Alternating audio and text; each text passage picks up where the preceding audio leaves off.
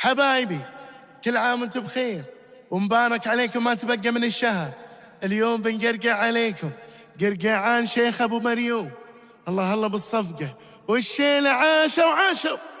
يا الله يا الله ويا الله سلم بنيتهم يا الله سلم شيخها يا الله تسلم شيوخها يا الله خلنها لامها يا الله شوق السلطان يا الله احفظ بنيتها يا الله يسلم ابوها يا الله